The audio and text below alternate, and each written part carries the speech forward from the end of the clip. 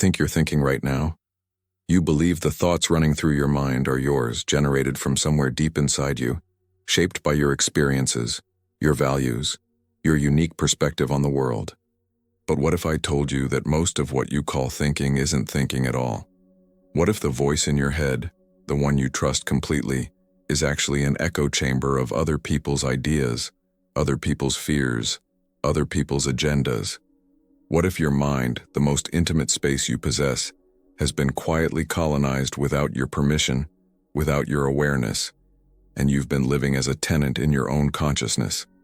This isn't a metaphor. This isn't philosophical poetry. This is the reality of how most people exist today. You've outsourced your thinking.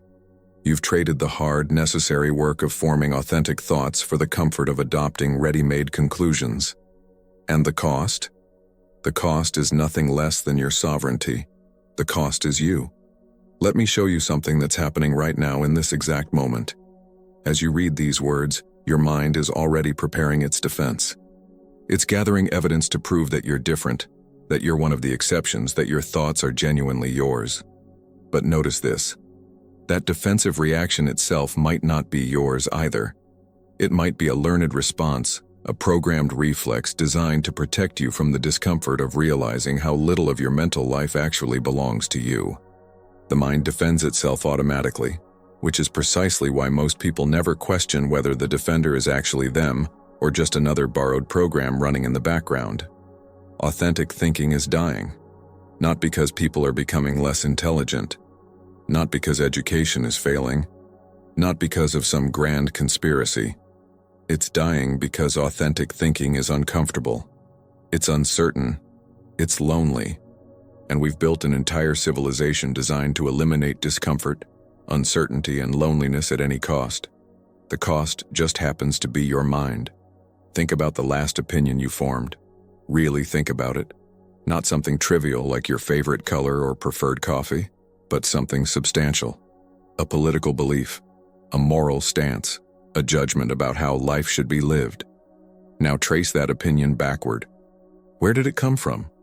Did you arrive at it through careful observation, through testing different perspectives against reality, through the slow accumulation of evidence and experience?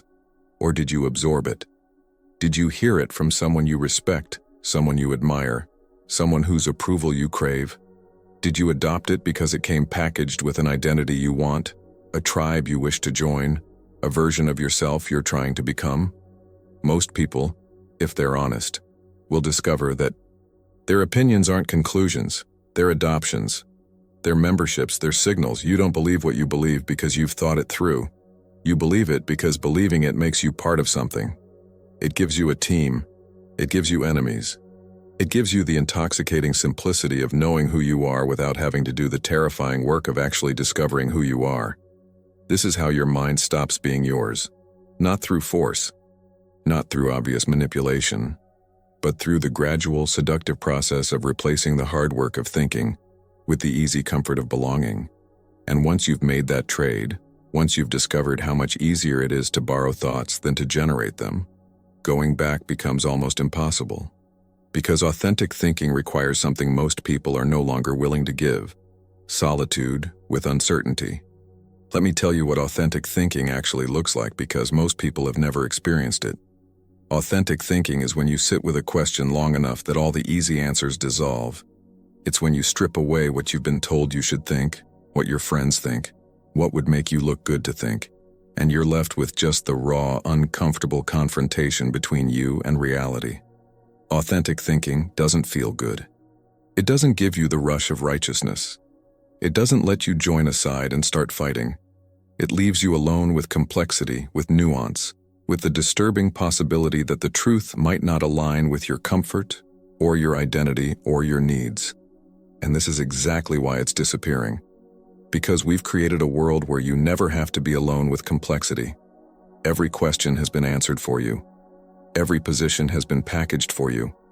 Every moral dilemma has been solved for you by someone with more followers, more confidence, more certainty than you could ever muster on your own. All you have to do is choose which pre-assembled worldview you want to download, and suddenly you have opinions on everything. You have clarity, you have purpose, You have a mind full of thoughts, except they're not your thoughts. Here's what's actually happening in your brain when you consume content, and I need you to understand this because it explains everything. Your brain doesn't naturally distinguish between thoughts you generate and thoughts you absorb. When you read something, when you watch something, when you listen to something, your brain processes it as if it's your own internal monologue. The neural pathways don't care about the source. They just encode the pattern.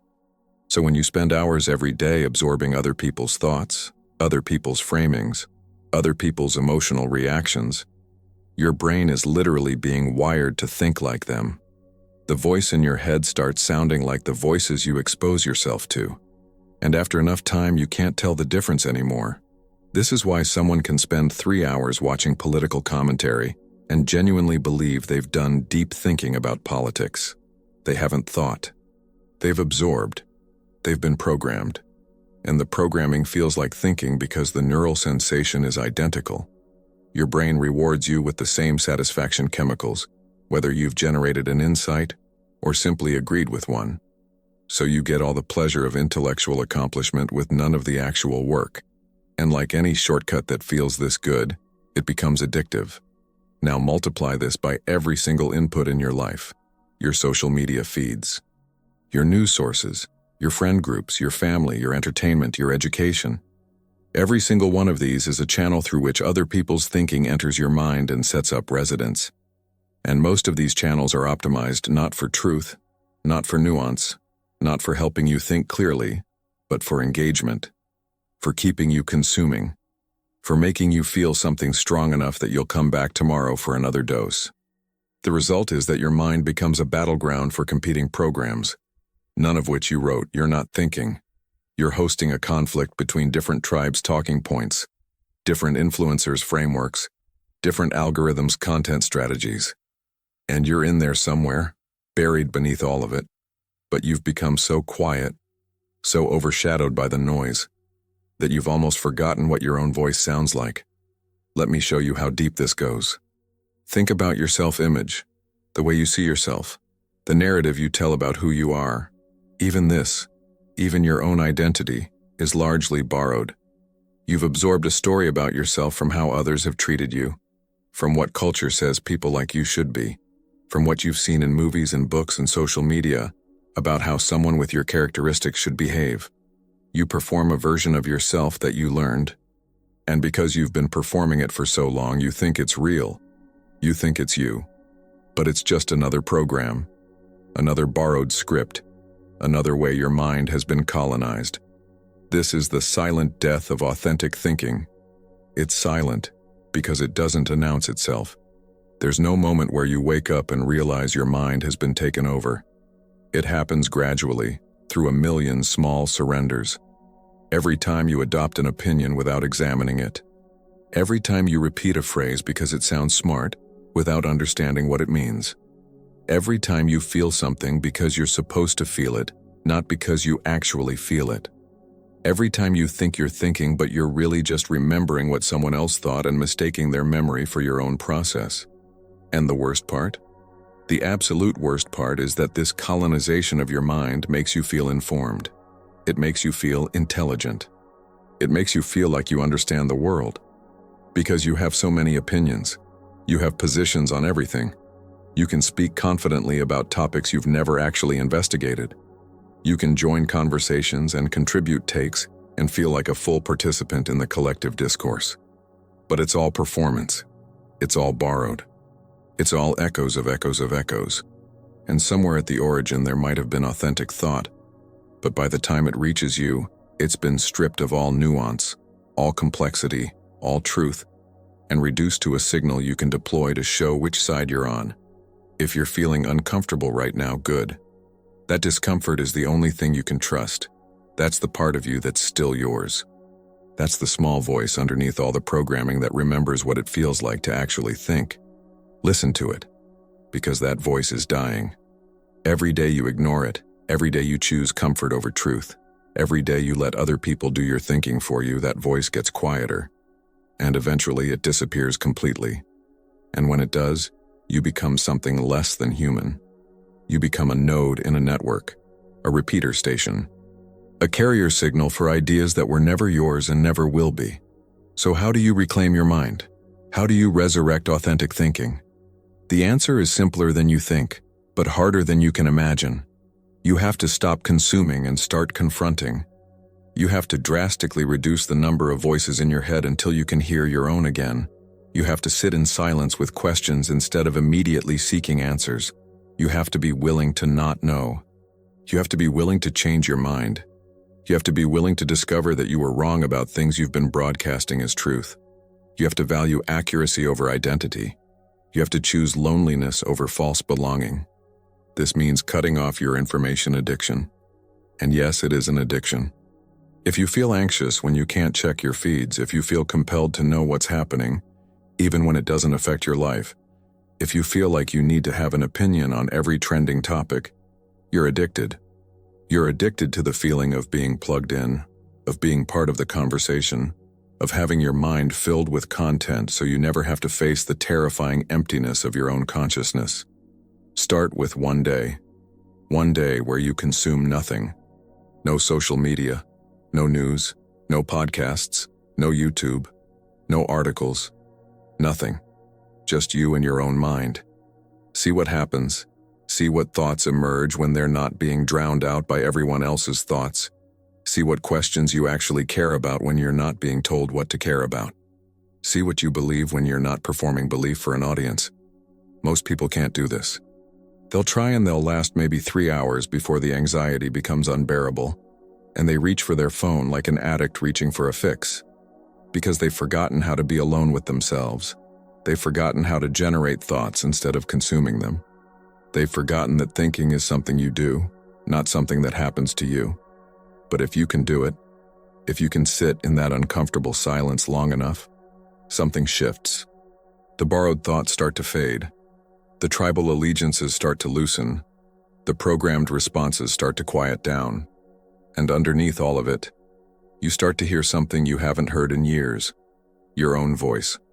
Small at first, uncertain, unpolished, but real, actually yours. And once you hear it, once you remember what authentic thinking feels like, you can't unhear it. You can't go back to the comfortable numbness of borrowed consciousness. You become sensitive to the difference between thoughts you've generated and thoughts you've absorbed. You start noticing when you're about to repeat something you don't actually believe. You start catching yourself performing opinions instead of holding them. You start recognizing the script. This is sovereignty. Mental sovereignty. It doesn't mean you never learn from others. It doesn't mean you reject all external input. It means you maintain the capacity to process that input through your own faculties, to test it against your own experience, to accept or reject it based on your own standards of truth, not based on who said it, or how many people believe it, or how good it would make you look to believe it. But here's what you need to understand. Society doesn't want you to have mental sovereignty. The economy doesn't want it. The algorithm doesn't want it. Your tribe doesn't want it. Because sovereign minds are unpredictable. They can't be easily manipulated. They can't be relied upon to consume the right products, vote the right way, repeat the right slogans, join the right causes. Sovereign minds are dangerous to every system that depends on predictable, programmable behavior, which is why every system is designed to prevent you from developing one. This is the war being waged for your mind, and you're losing. Most people have already lost. They've surrendered so completely they don't even know there was a battle. They think they're thinking when they're being thought through. They think they're choosing when they're being chosen. They think they're free when they're completely captured. So what are you going to do about it? Are you going to keep scrolling, keep consuming, keep filling your mind with other people's thoughts and calling it education? Are you going to keep performing a version of yourself that you learned from screens? Are you going to keep outsourcing your thinking to people who don't have your interests in mind? Or are you going to fight back? Fighting back doesn't look like what you think. It's not dramatic. It's not heroic. It's small and daily and mostly invisible. It's choosing silence over noise. It's asking yourself why you believe something instead of just believing it. It's being willing to say, I don't know, instead of pretending you do. It's spending time alone with difficult questions instead of seeking easy answers. It's building your life around depth instead of breadth. It's protecting your attention like it's the most valuable thing you own, because it is. Your mind is the last territory you control. Everything else in your life can be taken from you. Your money, your relationships, your health, your time. But your mind, the space where you actually exist, where you experience reality, where you make meaning, that's supposed to be yours. And right now, it's occupied territory. You're living under occupation in your own consciousness. And the occupiers are so embedded, so normalized, so comfortable, that you've forgotten what liberation even feels like. This is your wake-up call. This is your chance to take your mind back before it's too late. Before the borrowed thoughts calcify into permanent patterns. Before the voice that's actually you disappears completely. Before you become just another repeater station in the network of collective unreality. But you have to want it. You have to want truth more than comfort.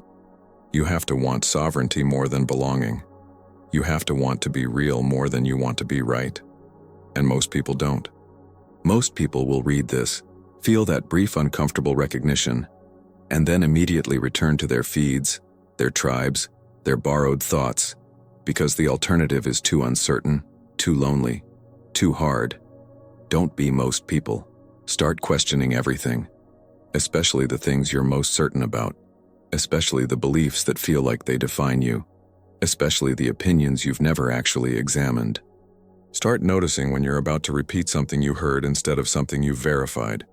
Start catching yourself performing instead of being. Start choosing silence over constant input. Start building a mind that's actually yours. Because authentic thinking isn't dead yet. It's dying, yes, it's endangered, it's rare. But it's not extinct. Not while there are still people willing to do the hard work of reclaiming their consciousness. Not while there are still people who value truth over tribal allegiance. Not while there are still people who remember what it feels like to actually think.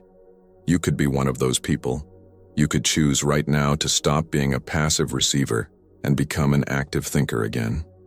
You could choose to stop letting your mind be colonized by every algorithm, every influencer, every ideology that wants to use your consciousness as real estate for their agenda. You could choose sovereignty. But it starts with this moment, this decision, this recognition that your mind isn't yours anymore, and the absolute commitment to taking it back. So I'm asking you directly, are you going to take your mind back? Or are you going to keep living as a tenant in your own consciousness? The choice is yours, but choose quickly. Because every day you wait, the borrowed thoughts get stronger. Every day you delay, your authentic voice gets quieter. Every day you postpone this reckoning, the colonization gets deeper. Your mind is waiting for you to come home. It's been waiting for years. It's still there, underneath all the noise, all the programming, all the borrowed beliefs. But it won't wait forever. Come home. Think for yourself. Be yourself. Not the version of yourself you learned from screens. The real one. The one that's been buried. The one that's been silenced. The one that's yours. If this resonated with you, if something in you recognized the truth of what I'm saying, don't let this moment pass. Subscribe to this channel because we're going to keep exploring what it means to reclaim your sovereignty in a world designed to take it from you. Hit the like button if you're ready to start questioning everything.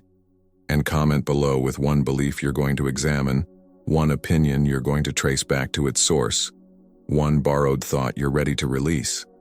Let's build a community of people who actually think, who actually question, who actually choose consciousness over comfort. The war for your mind is real, and it's happening right now. Choose your side.